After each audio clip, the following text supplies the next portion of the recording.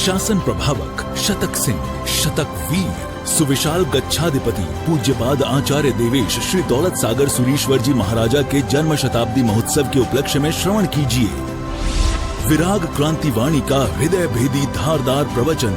जिन शासन जिंदाबाद। क्रांतिकारी प्रवचनकार श्री शत्रुंजय महातीर्थ सेवक, कत्ल खानों के जाहिर विरोधक, लाखों पशुओं के रक्षक, मिशन हिंसा मुक्त पालिताना के मार्गदर्शक, श्वेतांबर मूर्ति पूजक तपोगच्छीय सुविशाल सागर समुदाय के गौरव, पूज्य पन्यास प्रवर श्री विराग सागर जी महाराज। जय गिरिराज, जय आदिनाथ, जय गुरुदेव। कल के प्रवचन में हमने सुना था कि अगर मन मरेगा तो इंद्रिय मरेगा, और इंद्रिय मरेंगे तो मरते हैं कर्म, और कर्म मरेगा तो फिर हमें मोक्ष प्राप्त हो सकता है। जब तक हम निष्कर्म नहीं बनते हैं, सभी कर्मों से हमारी आत्मा मुक्त नहीं हो सकती है, तब तक हम कभी भी मोक्ष में नहीं जा सकते हैं। जो आत्मा निष्कलंक है, निर्मल है, निर्दोष है, निष्पाप है, उसी आत्मा को मोक्ष की प्राप्ति हो सकती है। हमारा मुख्य उद्देश्य यही है। हम सामायिक प्रतिक्रमण, जो भी तप जब आराधना साधना, जो भी देश वृत्ति सर्ववृत्ति, जो भी धर्म की आराधना करते हैं, इन सभी के पीछे का लक्ष्य एक ही है। क्या? कि हमें मोक्ष सुख प्राप्त करना है। क्योंकि वहां जाने के बाद कोई जन्म मरण है ही नहीं, कोई चक्र है ही नहीं। कभी सुख, कभी दुख, कभी संयोग, कभी वियोग, कभी धूप, कभी छांव, कभी हार, कभी जीत, कभी चढ़ती, कभी पड़ती। ये जो परिवर्तनशील ये जगत है, वहां पर वो अलग जगत है, अलग दुनिया है। वहां जाने के बाद कभी भी हमको वापस आना ही नहीं है। इस संसार के अंदर हम देख रहे चारों तरफ पाप, पाप और पाप। रोटी, कपड़ा, मकान, जीवन, जरूरत, ये तीन ही चीज होती है।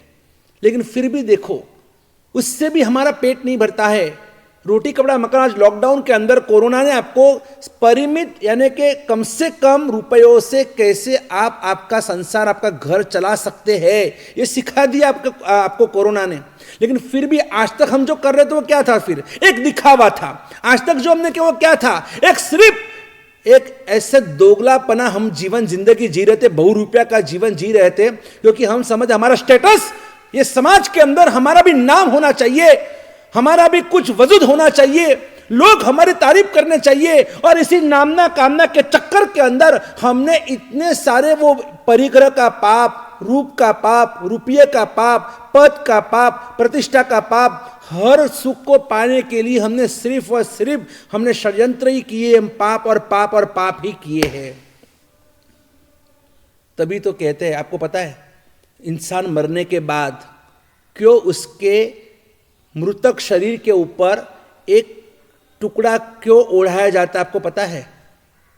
एक शायर ने लिखा है कि धरती का दोष छुपाने के लिए गगन होता है। ये धरती का दोष छुपाने के लिए गगन होता है, और इस मन का दोष छुपाने के लिए ये बदन होता है। और इसीलिए शायद जिंदगी के हर दोष, हर पाप को छुपाने के लिए या हर लाश के ऊपर एक कफन होता है, हर दोष को छुपाने के लिए एक लाश के ऊपर कफन होता है। इंसान का जीवन भले कंस जैसे हो, भले उसका जीवन रावण जैसा हो, लेकिन आखिर बोलते क्या है? राम नाम सत है। भले वो दुर्गति में गया होगा, भले वो नरक में गया होगा, फिर भी कहते क्या है? वे स्वर्गवासी हुए, स्वर्गवासी हुए, भगवान को प्यारे हुए।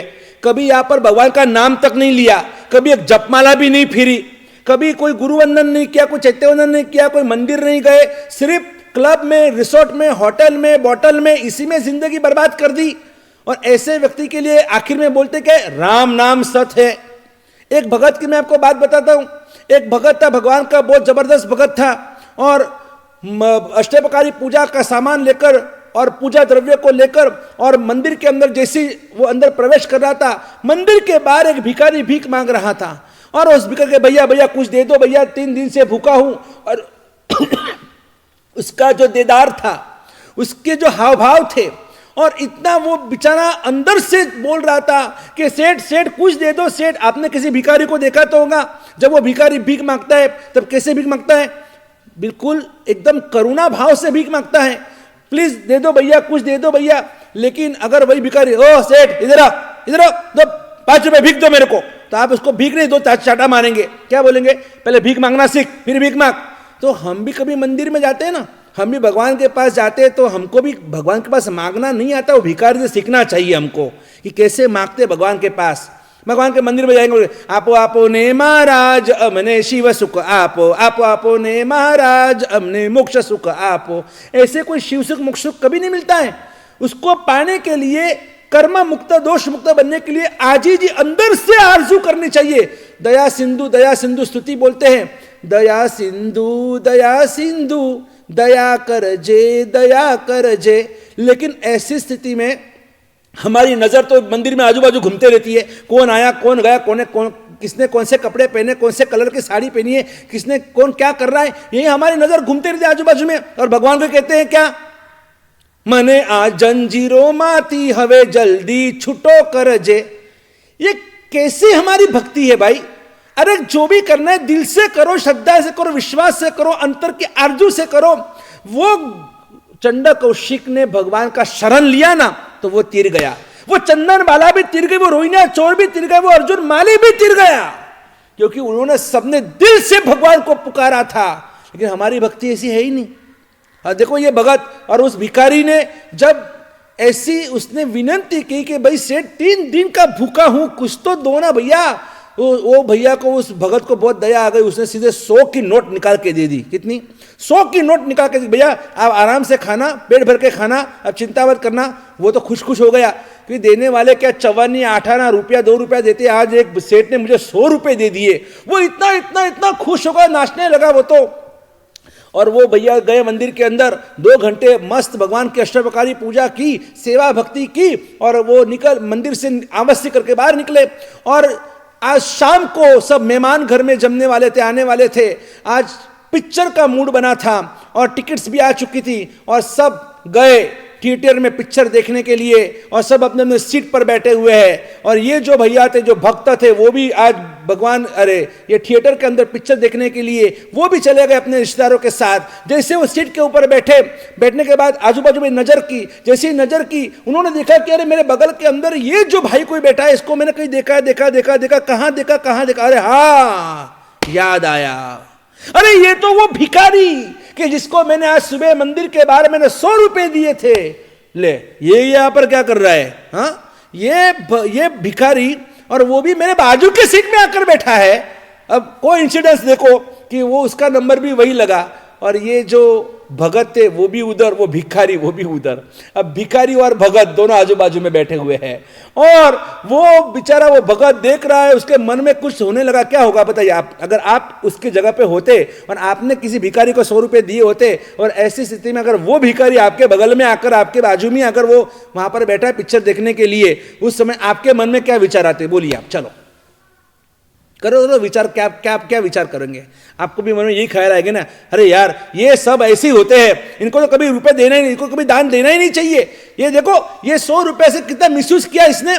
मेरे 100 रुपए से ये पिक्चर देखने के लिए टिकट बोल रहा था, सुबह तो खाने को नहीं है मेरे पास, 3 दिन से भूखा हूं, और ये व्यक्ति आज अभी थिएटर में मेरे बाजू में आकर वापिस पिक्चर देख रहा है मेरे साथ में बैठकर।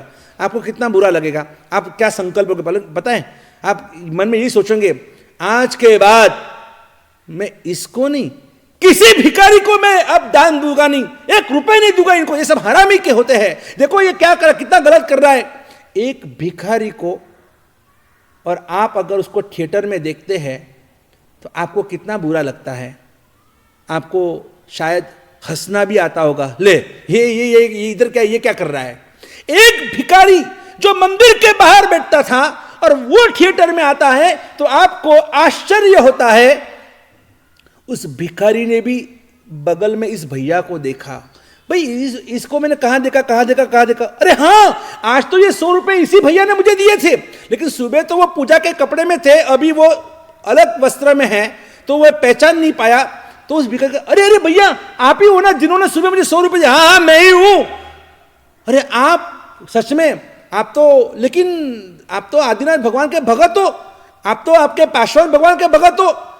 अरे आप तो सुबह पूजा के कपड़े में, धोती और खेस में, अष्टप्रकारी पूजा का सामान लेकर आप मंदिर में जाने वाले आप भगत, भाई आप यहां पर थिएटर में क्या कर रहे हो? अरे क्या कर रहे हो मैंने, मैं पिक्चर देखने के लिए आया हूं। अरे आप तो भगवान के भगत हो, आप तो सच्चे श्रावक हो, आप सच्चे जैन हो, और आप भगवान के भगत होकर आप थिएटर में क्या कर रहे हो भैया? हम जैसे हाली मवाली ये सब हमारे ये थिएटर में, ये रिसोर्ट में, ये लारी के ऊपर, होटलों के अंदर, ये सब क्लबों में, ये सब हमारे जैसे लुच्चे लफंगे जो होते हैं ना, जो नीचे उतर चुके हैं दुनिया अपने अपने जीवन में से, जिनके जीवन में कोई आचार विचार का ठिकाना नहीं होता है ना, हमारे जैसे नापाक लोग यहां पर आए तो समझ में आता है कि हम तो है ही ऐसे। लेकिन आप जैसे प्रभु भक्त, आप जैसे गुरु भक्त, आप जैसे नौकार भक्त, आप जैसे शासन भक्त और आप जैसे लोग, धर्मिष्ठ लोग जब इस थिएटर में आते हैं, होटल में दिखते हैं, जब बोतल में दिखते हैं, जब क्लबों में दिखते हैं, जब रिसोर्ट में दिखते हैं, ये तो एकदम महाआश्चर्य है, ये कलंकप्रद है। हम जैसे थिएटर में हास्यास्पद है, आप जैसे थिएटर में कलंकप्रद है। ये तो आपके शासन के लिए कितना बड़ा कलंक हो रहा है, समझ में नहीं आता। सच में उस भिखारी ने जो कहा ना, ये अगर आपको यहां टच हुआ ना, आपके जीवन में परिवर्तन लाओ।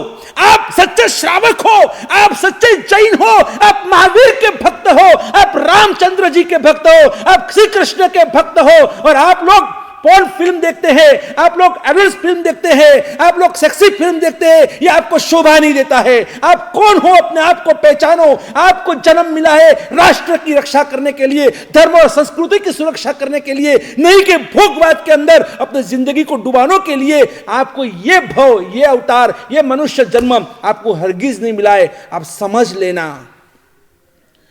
लेकिन आज हम कितने कितने कितने हीन हो चुके हैं, जो 7 महाव्यसनों के लिए कहते हैं कि 7 महाव्यसन सिर्फ श्रावक नहीं, जैन नहीं, सच्चा इंसान जो होता है ना, एक इंसान, वो भी 7 व्यसनों का कभी सेवन नहीं करेगा। और वो सब 7 महाव्यसनों का सेवन आज कौन नहीं कर रहा है, आश्चर्य है। चोरी करना महाव्यसन है, शिकार करना महाव्यसन है, जुआ यानी पत्ते खेलना महाव्यसन है, दारू पीना महाव्यसन है, मांसाहार करना ये महाव्यसन है, परस्त्री गमन करना महाव्यसन है, इसको अफेयर कहते हैं, और वेश्या गमन करना ये महाव्यसन है। ये 7 प्रकार के जो महाव्यसन है, उन महाव्यसनों का सेवन करने वाले भी आज हमारे में से कितने ही हैं। भले आकर यहाँ पर कॉलर टाइट कर आज समाज में आगे बैठते हैं, उन्हें भाग्यशाली पुण्यशाली कहा जाता है, उन्हें महानुभाव कहा जाता है, उन्हें उद्योगपति कहा जाता है, लेकिन कैरेक्टरलेस जिंदगी जीने वाले ये उद्योगपति, अपने आप को धर्मी कहलाने वाले ये सब धर्मी जन सिर्फ ढोंग, आप मैं हम सब ढोंग कर रहे हैं, हम सब भगवान को फंसा रहे हैं, हम सब पूरे समाज को फंसा रहे हैं, हम अपने आप से गद्दारी कर रहे हैं, हम अपने परिवार से गद्दारी कर रहे हैं। आज के जमाने में देखो, सबके अपने मोबाइल के अंदर है ना, सबके अपने अपने पासवर्ड डाले हुए हैं। पति पत्नी का मोबाइल छू नहीं सकता है, पत्नी पति का मोबाइल छू नहीं सकती है, माँ बाप होते हैं बच्चे के मोबाइल को टच नहीं कर सकते हैं, और बच्चे भी माँ बाप के मोबाइल को टच नहीं कर सकते हैं। ये जो हमारे जिंदगी में जो दीवारें खड़ी हो चुकी है, क्योंकि हर एक को अपनी अपनी प्राइवेसी चाहिए, हर एक को अपनी अपनी जिंदगी जीनिए, आजाद जिंदगी जीनिए। मुझे कोई बोलने वाला, टोकने वाला, रोकने वाला मुझे कोई नहीं चाहिए। मैं मेरी जिंदगी आराम से जिंदगी जीना चाहता हूं, मेरी जिंदगी में कुछ भी करूं। अरे कुछ भी नहीं कर सकते आप एक इंसान हो, आप एक जैन हो, आप एक हिंदू हो, आप एक श्रावक हो। अगर हम हैं तो अगर इस कैटेगरी में हमको भगवान ने लाकर रखा है, तो हमें अपनी मर्यादा को समझना जरूरी है, हमें अपने आचार विचार को समझना जरूरी है, हमें अपनी संस्कृति को समझना जरूरी है। हम तो हिंसा, झूठ, चोरी, अब्रह्म, परिग्रह, क्रोध, मान, माया, लोभ, राग, द्वेष, रति हर प्रकार के 18 पाप स्थानों का सेवन कर हम इतने भारी बन चुके हैं कि अब हमारी सद्गति होगी या नहीं, ये एक क्वेश्चन मार्क आ चुका है। वापिस कहता हूं, प्रज्ञा संज्ञा में जाकर मिलती है तो दुर्गति निश्चित है, और प्रज्ञा आज्ञा में जाकर मिलती है तो सद्गति निश्चित है। सोचा जाने कल्याणम, सोचा जाने पावगम, उभयंपि जाने सोचा, जम संयम तम समाया रे। भगवान ने तो कह दिया कि भी मेरा काम है मार्ग बताना, मार्गोपदेशक, मार्ग का उपदेश करना ये मेरा कर्तव्य, मेरा काम है। और वही काम गुरुदेवों का भी होता है। प्रभु ने गुरु भगवंतों को जिम्मेदारी सौंपी है कि आपके पास आने वाला भक्त, आपका शिष्य या जो भी आपके पास आने वाला श्रोता है, आपका काम है उसे अच्छा और सच्चा मार्ग बताना। देखो, ये रास्ता है, पूरब का रास्ता है, ये पश्चिम का रास्ता है। ये पूरब, ये पश्चिम, ये सद्गति, ये दुर्गति, ये स्वर्ग में जाने का रास्ता, ये नरक में जाने का रास्ता है। ये सुखी बनने का रास्ता है, दुखी बनने का रास्ता है। इससे सद्बुद्धि मिलेगी, इससे दुर्बुद्धि मिलेगी। ये हमारा काम है आपको मार्ग बताना। लेकिन इस मार्ग के ऊपर कौन से मार्ग पे चलना, ये आपको स्वयं को तय करना है। कोई आपको हाथ पकड़कर जबरदस्ती से कोई आपको मंदिर लेके जाने वाला नहीं, क्योंकि वो आपको सोचना कि मुझे मंदिर जाना है या मुझे रिसोर्ट में जाना है, मुझे देव दर्शन करना है या मुझे दूरदर्शन करना है। ये कौन, आपको स्वयं को निर्णय लेना होगा। हम देखो, वो कहते हैं ना, 3 प्रकार के कैटेगरी के जो जीव होते हैं, उसमें भी कोई अगर आपको पूछे कि जो भ्रमर जो होता है ना, भंवरा, वो भंवरे को अगर देखना है तो कहाँ मिलेगा, तो आप बोलेंगे, फटा करके आपका जवाब होगा, उसका एड्रेस कहाँ है, गार्डन। भंवर को देखना है, भ्रमर को देखना है तो बगीचे में जाइए। कोई अगर आपको पूछे कि सूअर को देखना है तो कहाँ मिलेगा, आप बोलोगे उसको, सूअर को देखना है आपको, आप गटर में जाइए। आप जो उकरडा होता है, डस्टबिन होता है जहाँ पर सब पूरा गाँव का कचरा डाला जाता है, सूअर जो होते हैं ना आपको वही मिलेंगे। सूअर कभी बगीचे में नहीं मिलते हैं और भ्रमर कभी भी कचरे में यानी कि गटर में नहीं मिलेंगे। और जो मक्खी होती है, मक्खी, बोलो मक्खी आपको कहाँ मिलेगी? मक्खी को अगर देखना है तो मक्खी आपको कहाँ मिलेगी देखने को? तो कि मक्खी आपको बगीचे में भी मिलेगी और आपको गटर में भी मिलेंगी, है ना। मक्खी जो होती है ना, वो दोनों जगह पर मिलती है। तो वैसे जो इस दुनिया के अंदर सर्वोत्कृष्ट जो धर्मी जीव होते हैं, बहुत धर्म करते हैं। कोई पूछेगा कि पापा कहाँ मिलेंगे, तो बच्चे बोल देंगे पापा वो मंदिर में ही मिलेंगे आपको, या तो पापा मम्मी कहाँ मिलेंगे, तो मम्मी आपको एम्बिल खाते में या उपाश्रय में मिलेगी। उनका एड्रेस फिक्स होता है। लेकिन वही अगर किसी जो लोग एकदम नीचे उतरे हुए, कोई पूछेगा भाई ये अंकल कहाँ मिलेंगे, ये रिसोर्ट में मिलेंगे या होटल में मिलेंगे, इनका एड्रेस फिक्स है क्योंकि वो गए हुए हैं, इनकी जिंदगी कुछ जिंदगी है ही नहीं। लेकिन कुछ लोग ऐसे होते हैं जो मक्खी की तरह आपको दोनों जगह देखने को मिलते हैं। सुबह देखो तो मंदिर और शाम को देखो तो थिएटर। सुबह देखो तो उपाश्रय में गुरु भगवान का प्रवचन सुनते हैं, और शाम को रात को देखो तो रिसोर्ट में कहीं पार्टी मना रहे, कि क्लब के अंदर पार्टी मना रहे हैं, या आप देखो तो पर्यूषण की आराधना सुंदर में सुंदर करते हैं। और 31 दिसंबर में देखो तो होटल बोटल में कहाँ नाचते हैं। तो यानी डबल रोल कर रहे हैं हम लोग। हमको धर्म भी अच्छा लगता है और कर्म भी अच्छा लगता है, लेकिन जो डबल रोल जो है ना, डबल रोल में बहुत नुकसान है, याद रखना। या तो आप इस पार आओ या उस पार चले जाओ। उस पार जाना ही क्यों है? अगर हमें समझो कि संसार से पार उतरना है तो हमें तो अच्छी गति में अच्छी तरह हमको जाना है। हम क्यों खाई में जाए, हम क्यों दुर्गति में जाए? और इसलिए हमको डबल रोल नहीं खेलना है। और इस डबल रोल से मुक्त होने के लिए ही इस अपने मन को और इंद्रियों को वापिस हमें समझना होगा, क्योंकि ये बहुत बड़ी साधना है। अगर एक बार मन और इंद्रियों के ऊपर काबू आ गया है ना, फिर तो देखो मोक्ष तो ऐसे हथेली में, मोक्ष है हथेली में। और ऐसे मोक्ष को पाने के लिए ही चलिए हम आगे रोज प्रतिदिन ये प्रवचन के माध्यम से हम स्वाध्याय करते जाएंगे। जय गिरिराज, जय आदिनाथ, जय गुरुदेव।